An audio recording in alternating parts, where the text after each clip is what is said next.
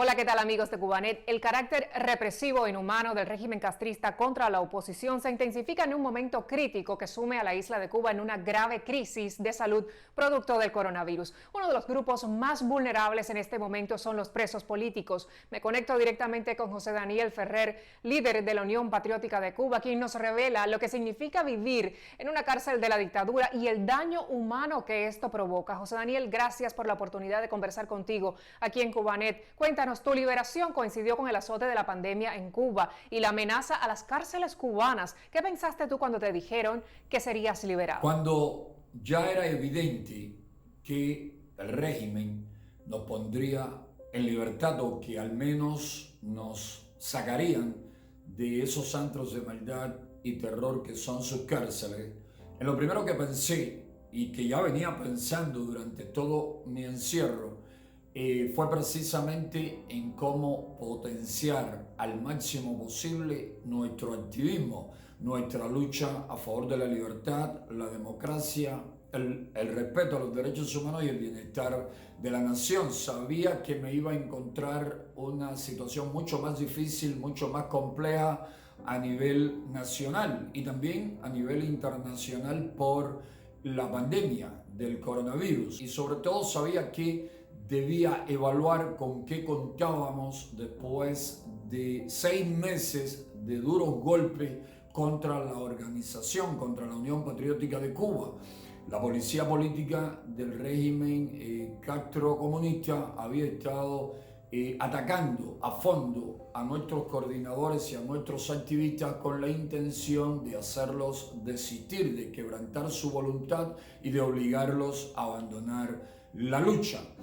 En quienes primero pensé fue precisamente en mi familia y en mis hermanos de lucha, en mi anciana madre enferma pero firme, siempre luchando a favor de nuestra libertad, en mis hijos valientes, de los cuales me siento completamente orgulloso, siento un orgullo muy grande por mis hijos, por mi familia, por mis hermanos, por mi esposa, por todos mis seres queridos, también por mis hermanos de lucha, no solamente de la UNPACU, también por las Damas de Blanco y por muchísimos hermanos de lucha de otras organizaciones a lo largo y ancho del territorio nacional y también en el exilio, en la diáspora cubana, donde hay muy buenos patriotas que dan diariamente lo mejor de sí por una nueva Cuba, por una Cuba libre, democrática, justa y próspera, por una Cuba con todos y para el bien de todos. Pensé en la lucha, en potenciarla, en alcanzar lo más pronto la libertad y en darle un fuerte abrazo a mis seres queridos y a mis hermanos de lucha.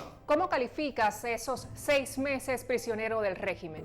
Me aislaron de una manera bastante cruel. Estaba entre 4 paredes en una celda que yo diría más bien que es una tumba sucia, pestilente, fría, donde no tenía contacto con nadie, no podía hablar, conversar con nadie, no podía sacar información, no podía leer, no podía escribir, no podía hacer absolutamente nada. Y nada más difícil que ese encierro cruel, ese aislamiento total en el cual una hora se te convierte en todo un día y un día te parece una semana y la semana te parece un mes o hasta un año. El tiempo en un lugar tan hostil, tan difícil, resulta mucho más difícil, mucho más complejo que el tiempo que pueda pasar cualquier ser humano en libertad, donde tiene opciones y posibilidades para ocupar de manera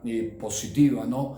El día. Es decir, que fueron situaciones extremas, pero que el régimen no pudo conseguir con ellas lo que quería. Todo lo contrario, creo que salimos fortalecidos y reafirmando nuestro compromiso con la lucha y podemos afirmar que ni la prisión ni la tortura harán que abandonemos nuestro compromiso de continuar luchando por la Cuba con todos y para el bien de todos que soñó el apóstol de nuestra independencia, José Martí. ¿Cuál fue para ti el momento más difícil de esa etapa?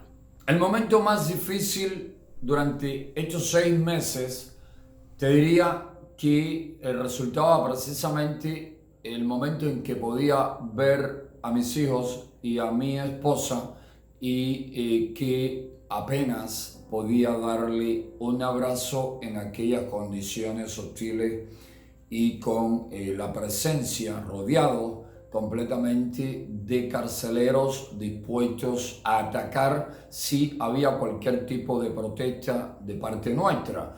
En el primer encuentro con la familia rompí el uniforme que me ponían en contra de mi voluntad y ahí mismo le pusieron fin a la visita. Esa despedida de los hijos y de la familia siempre resulta más dura que la violencia que ejerzan contra uno y que la tortura psicológica. Pero uno siempre se sobrepone y siempre se responde a uno mismo. Esto es parte del costo de la libertad y como diría Martí, la libertad cuesta cara. O uno se resigna a vivir sin ella o se decide a comprarla por su precio, a pagarla por uno y por otros que desean vivir en libertad pero que no quieren arriesgar su libertad, no quieren arriesgar sus vidas, no quieren pasar por lo que pasamos quienes luchamos por el bienestar de todo un pueblo. ¿Qué sentías cuando sabías que en el mundo existía un movimiento de solidaridad pidiendo tu libertad? Al saber que los hermanos de lucha dentro y fuera de Cuba y los amigos de la libertad de la causa por la democracia de Cuba estaban muy activos y estaban manifestando de muchas maneras su solidaridad, me sentía muy bien y muy seguro de que nuestra causa se continuaría fortaleciendo y que el régimen tarde o temprano tendría que sacarnos de sus prisiones, pero que aún, aunque nos mantuviesen en prisión, contábamos con ese calor humano, con esa solidaridad siempre muy valiosa que nos hace sentir muy firme, muy seguro, aunque nos mantenga el régimen en el mismísimo infierno. De hecho, no dejaba de manifestar no solamente mi gratitud a mi familia para que la transmitiese a mis hermanos de lucha dentro y fuera de Cuba y al mundo libre solidario, sino que también en buena medida desarrollaba cortos discursos que eran más bien dirigidos a los carceleros que nos rodeaban y a las cámaras y micrófonos ocultos que allí tenían para que supiesen que lo que habían planificado le había salido muy mal y que la lucha continuaba y que no lograrían doblegarnos ni a nuestros hermanos en las calles ni a nosotros en prisión. Cuando eso ocurría, ¿tú percibías el terror del régimen ante ese movimiento? Por supuesto, percibía y recibía constantemente señales que provenían precisamente del jefe de la prisión, el mayor Osmani, del jefe del área de la celda de aislamiento, el mayor Montoya, y de otros carceleros, es decir, estos, sin darse cuenta en su torpeza, dejaban que yo pudiese percibir por varias señales que de ellos provenían, que estaban muy preocupados porque no le estaban saliendo las cosas como esperaban. Son muchas las anécdotas que pudiese mencionar, pero en una ocasión me dijo, en medio de una discusión, después de que me hubiesen arrastrado y me hubiesen dejado al sol sobre las hormigas durante cierto tiempo, este mayor Osmani me dijo: Osaniel, estás perdido, nadie cree en ti, en Europa nadie cree en ti, los diputados europeos no creen en ti ni creen en ustedes son mercenarios. Por supuesto le respondí con la mayor firmeza de que era totalmente diferente, que era todo lo contrario. Y luego supe que él se estaba pronunciando de esa manera porque el Parlamento Europeo había aprobado una resolución apoyándonos, exigiendo nuestra liberación y apoyando la causa de la libertad y la democracia de Cuba, y que incluso hasta quienes se abstuvieron habían manifestado su apoyo y su exigencia para que fuésemos liberados.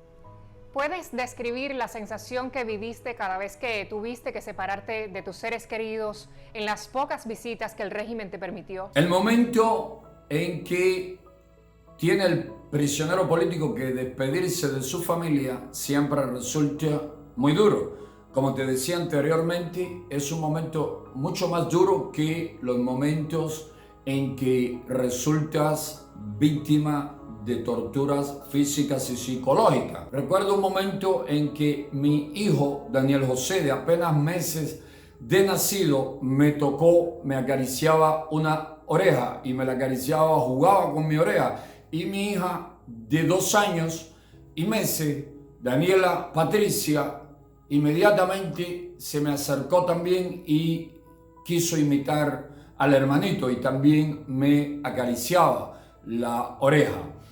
Y ese día, cuando ya salían, Daniela Patricia se fue dando gritos, no quería irse al lado de su padre. Esto resulta bastante fuerte, bastante duro. Pero precisamente en esos momentos uno se dice a sí mismo y se fortalece de esa manera.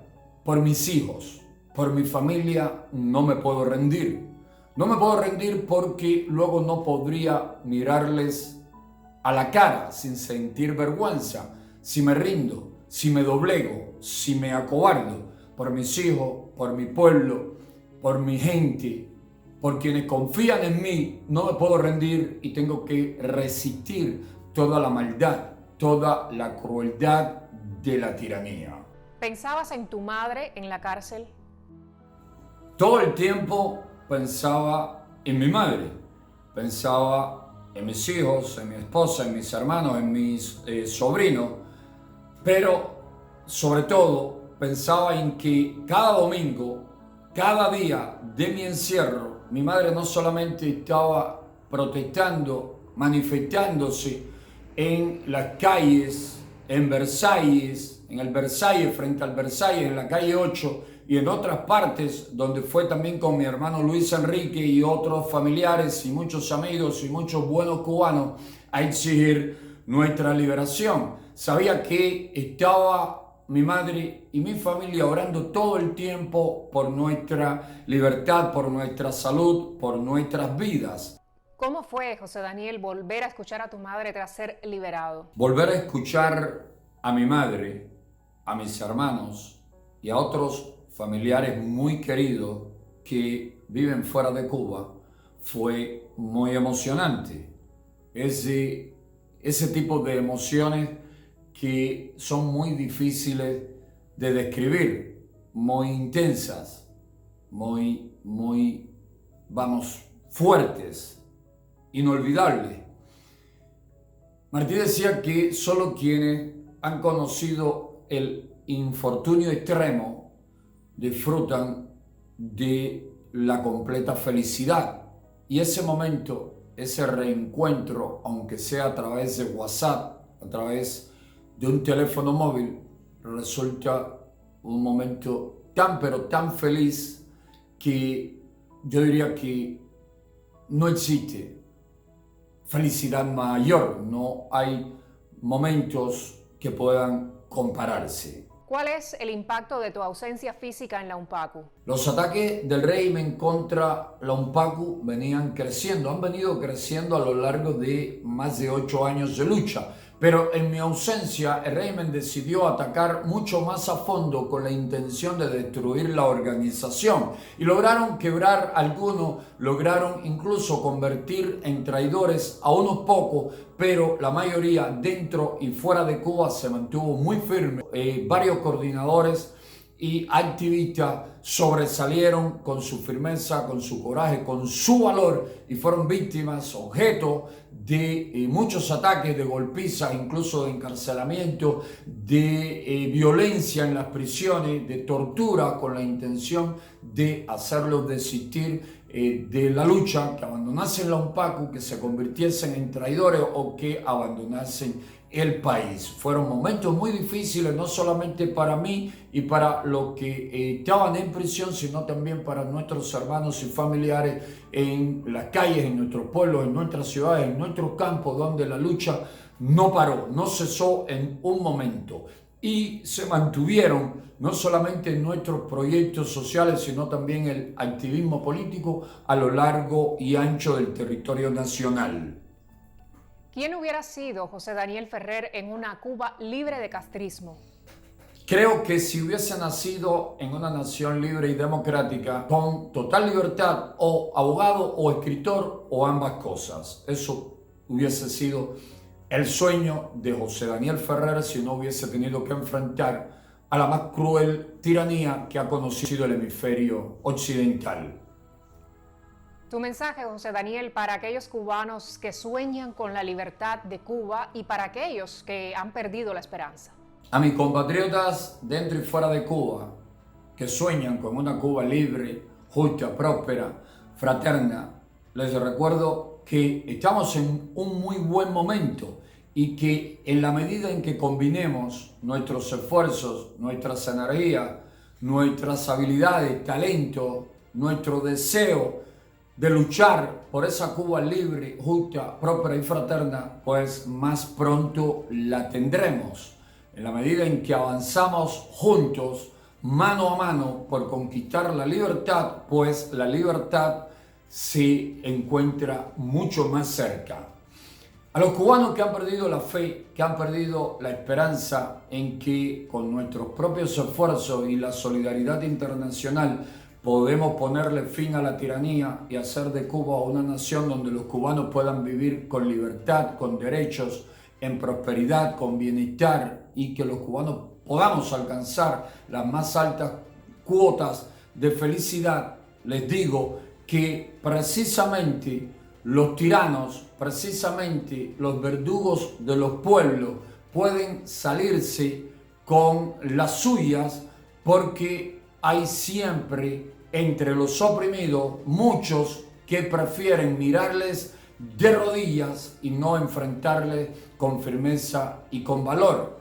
El régimen es muy débil ya hace mucho tiempo, desde la caída del bloque comunista de Europa Oriental, de la Unión Soviética y de sus satélites de Europa Oriental. El régimen castrocomunista es un régimen muy débil, y si se ha mantenido en el poder es porque no hemos sido capaces de enfrentarlo con coraje, con firmeza, con valor y juntos, si no ya la tiranía hubiese caído. En la medida en que miramos al opresor de rodillas, el opresor se siente fuerte y continúa oprimiéndonos. En la medida en que le miramos de pie, firmes, viriles, a los ojos y le decimos: basta, no me vas a continuar explotando, basta, no te tengo miedo, voy a luchar por mis derechos y mis libertades, ese opresor, ese verdugo, ese régimen tiránico se debilita y termina sucumbiendo, termina cayendo.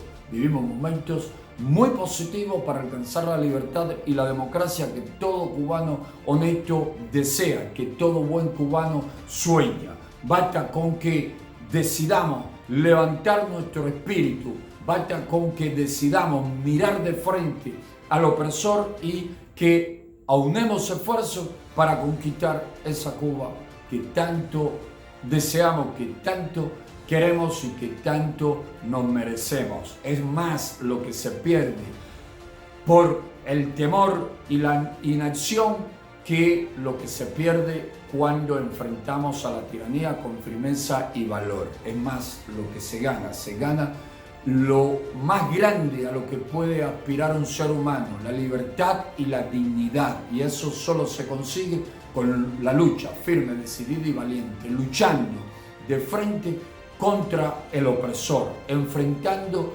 el terror de quienes se sienten dueños de todo el pueblo, de toda la nación, y pretenden seguir oprimiéndonos. Es el momento de decirles basta, porque no vamos a seguir soportándoles y vamos a conquistar toda la libertad y todos nuestros derechos hasta ahora pisoteados, hasta ahora conculcados.